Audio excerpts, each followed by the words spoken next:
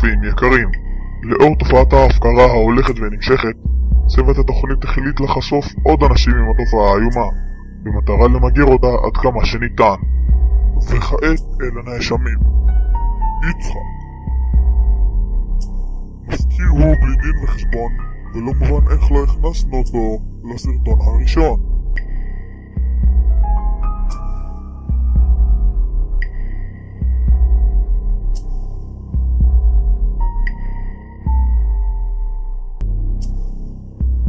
אכן הוא מזכיר.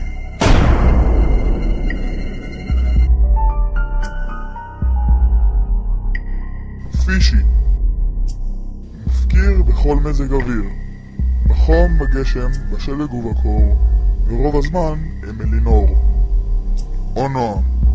פשוט מפקיר.